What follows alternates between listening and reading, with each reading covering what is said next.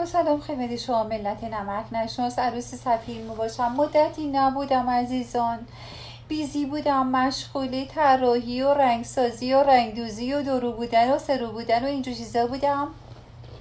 خیلی خسته می باشم. در ویدیوهای جدیدی که در صفحه اینستاگرامم گذاشتم می توانید ببینید چیزهای جدید رو که یاد گرفتم. و راستی روسری هم کمی بالا رفته، می توانید سقف سر رو کمی دیده.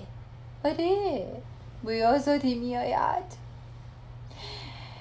با کمک اداره مستضعفین و حمایت دولت و عزیزان در دولت، جناب سفیر و اداره مستضعفین عزیز و هدیه بسیار ناقابل از اداره مستضعفین، بنده توانستم در کلاس های طراحی رفته و با کمک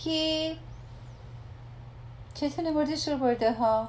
خب مدیر مستضعفین همیشه ما رو حمایت کرده که با کیفای لوی ویتون یادتون رفته؟ لوی ویتون، ورساچی، جوانچی، ژان پل گوتیه. همونجور که داشتم میگفتم، با کمک اداره مستضعفین و معلم و استاد کافر از کشور کافرین اولالا شانزلیزه توانستم که درس جدیدم رو یاد بگیرم. درس جدیدم هست اوت کنتور. خب نمیتونم بگم اوت کوتور، اوت کنتور. آره دیگه، نقشه و طرحش اشرافی لباس ها هست که ما طراحی میکنیم. مثلا این روسری من الان سرم میبینید، حجابم را که بیشتر شبیه روی مبلی میماشد. روی مبلا استفادهش میکنن در کشورهای کافرین. من چیکار کردم؟ سرم کردم. خب شدم شکل مبل دیگه، مبل و صندلی و اینجور چیزا. اوت کنتور طراحی اشرافی هست که فقط 7 تا 8 تا بیشتر طراح در دنیا نیستن که اوت کنتور میندازن. آره. اوت کنتور اولین بار، چیزایی که خوندم دارم بهت یاد میدم، مورد شوپرده ها یاد بگیرید.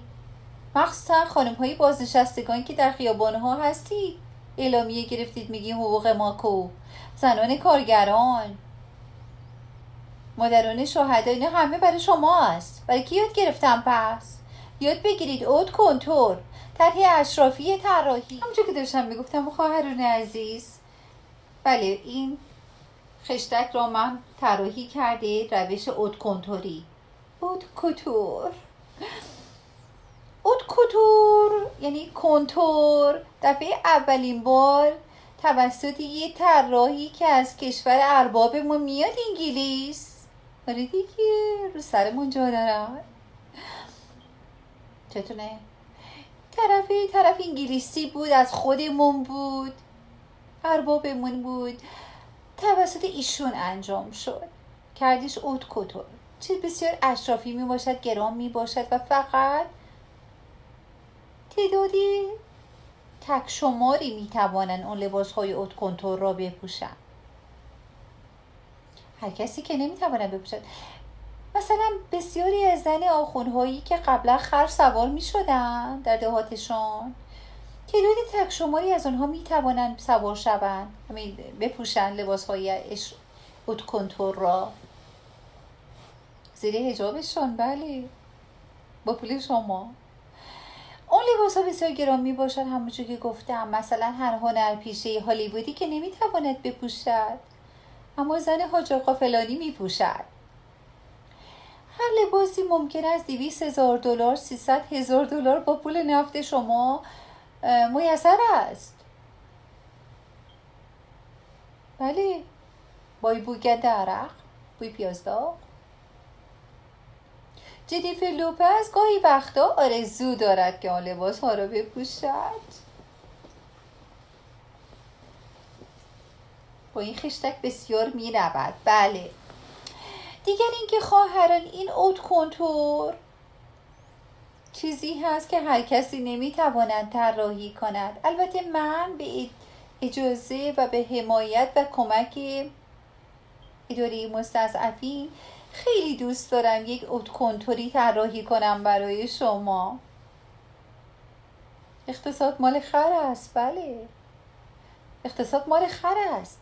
لباس کنتوری که مثلا 200,000 دلار می باشد مال که می باشد؟ بگویید. حاج خانم می باشد و من در راهشون می باشم. بروید دیگر. امروز دیگه درس دیگری که ندارم. این تمام اطلاعات مفید رو که من با پول نفت شما رفتم یاد گرفتم رو استفاده کنید. بدانید که کنتور چه می باشد. حالا من باز برم درس یاد بگیرم، باز میایم چیکار میکنم؟ اطلاعاتم رو با شما ملت شریف طراحی کنتور. یک خشتک، یک لباس بیشتر از 40 بار به تن پرو می شود. آره والا، به خاطر اینکه خیلی چیزها هست که اضافه می شود، کم می شود، دوباره اضافه می شود، کم می شود. 40 دفعه به تن می کنند، در می آورند تا کنتور شود. بدون تور با تور. آره دیگه. بعد از اینکه 40 دفعه به پا کردیم و در آوردیم و اضافه کردیم و اینا کنتورش کردیم، تازه می رود در بازارهای بین المللی. اگه پول نفت شما رو بیشتر دزدیده باشد، بیشتر بتواند برایش پول دهد، اون خشتک رو به پا خواهد کرد. یکی از دیزاین های کوتور من هست که دوست دارم وارد بازارهای بین المللی شده. البته من مطمئن هستم مشتریان زیادی خواهم داشت. خب یک کشتی هست الان، کشتیاری که دیدی سرگردونه، هی میخواد بره لبنان نمیذارم، میخواد بره سوریه نمیذارم، میخواد بره غزه نمیذارم. انشالله که بیاد طرف ما، اصلا خالیش کنم در خونمون. خب اون پولو برداشتی، خشتک های این چنانی خریده، کنتوریش کرده. وای چقدر زیبا می باشد.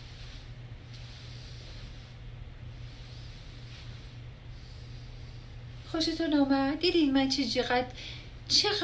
چقدر جنرس هستم، دست و دلواز هستم. تمام اطلاعاتم را که یاد گرفتم از معلم فرانسوی کافر به شما دادم.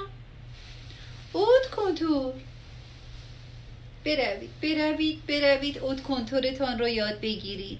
حرف دیگری ندارم تا کنتور بعدی. خداحافظ. همون بحث کوتور یا کوتور که بهتون قول داده بودم صحبت بکنیم و ببینیم که کلا این لاین از فشن چی هست و چه حرفی برای گفتن داره. خب اول اینو بهتون بگم که کوتور و کوتور هیچ فرقی با هم دیگه نمی‌کنن. فقط کوتور اصطلاح یعنی تلفظ فرانسوی کوتوره. ببینین اگه در مورد کوتور بخوایم صحبت بکنیم، خب یه سری پیچیدگی‌ها شاید دوست داشته باشیم بدونین که کوتور اصلا چجوری به وجود اومده. شخصی به نام چارلز فردریک ورث که یک آقای انگلیسی بودن، کسی بودن که در واقع می‌خریدن، اما ایشون کسی بودن که برای اولین بار اولا که با مارک و لیبل خودشون لباس‌ها رو تولید کردن، دوما مثلا از مشتری می‌پرسیدن شما چه رنگ مجوز کوتور رو دریافت می‌کنن، چون همینجوری نیستش که خریدار این لباس هست. و قیمت لباس کوتور همونطور که قبلا بهتون گفتم خیلی و بعضیاشون لباس‌ها رو اجاره میکنن. اینکه لباس‌های کوتور ممکنه که $1,000,000 یا مثلا $2,000,000 حتی قیمتشون باشه و از اون 200 نفر مشتری ثابتی که کوتور داره